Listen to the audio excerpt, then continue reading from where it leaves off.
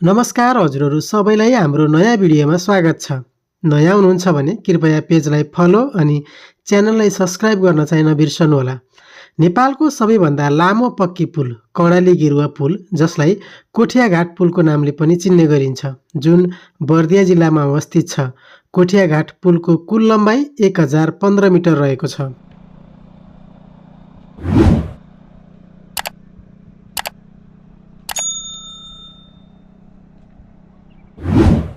कर्णाली गेरुवा पुल सञ्चालनमा आएसँगै वर्षौंदेखि नदी वारपार गर्नको लागि जोखिम मोलेर डुङ्गाको प्रयोग गर्नुपर्ने दर्दनाक अवस्थाको भने अन्त्य भएको छ।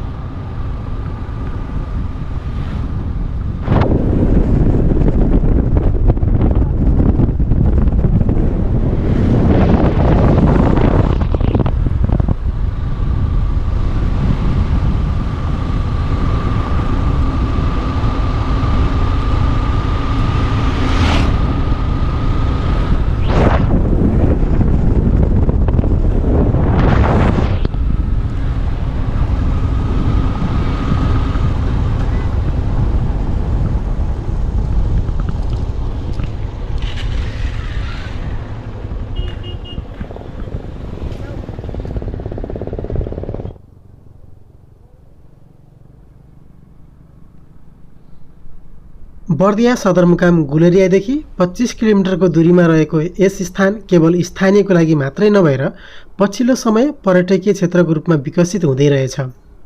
विशेष गरी बिदाको दिन पुल अवलोकन र घुम्नको लागि मानिसहरूको भिड लाग्ने रहेछ।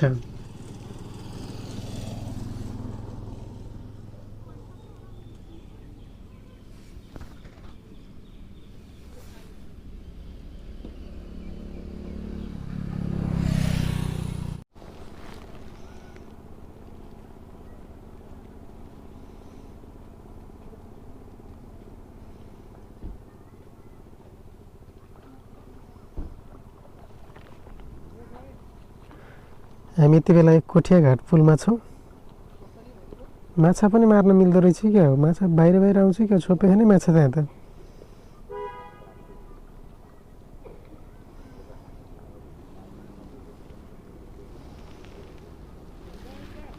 चारैतिर कर्णाली नदीले घेरिएको राजापुर क्षेत्र अन्न उत्पादनको लागि पकेट क्षेत्र मानिन्छ। त्यसैले कृषिमा अथाह सम्भावना बोकेको राजापुर क्षेत्रलाई सदरमुकामसम्म सहज रूपमा जोड्नको लागि पनि कर्णाली गेरुवा पुलले महत्त्वपूर्ण भूमिका खेलेको छ।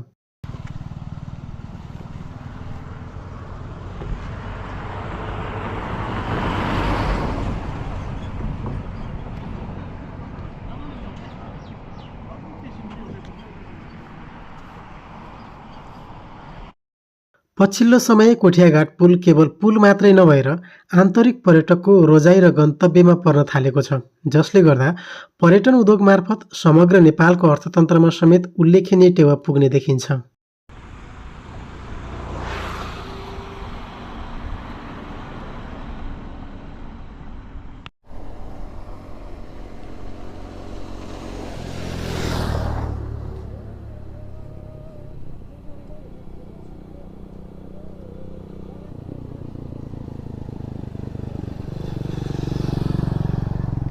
हिउँदको समयमा पानीको बहाव केही कम हुने रहेछ।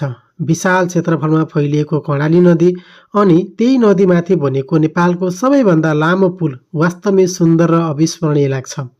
हामीहरू पनि बुटवलदेखि नेपालको सबैभन्दा लामो कर्णाली गेरुवा पुलको अवलोकन र नजिकदेखि साक्षात्कार हुने अवसर पाएका छौँ। हामीहरू बडो भाग्यमानी रहेछौँ।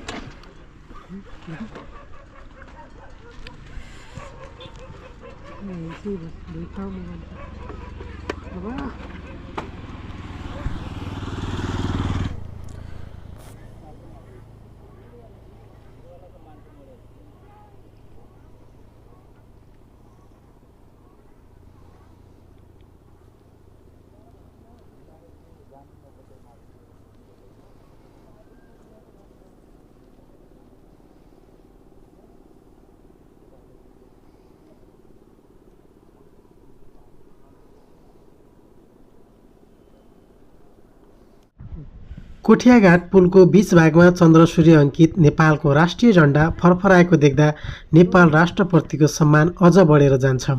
प्राकृतिक सुन्दरताले भरिपूर्ण हाम्रो देश नेपाल वास्तवमै स्वर्गभन्दा कम छैन।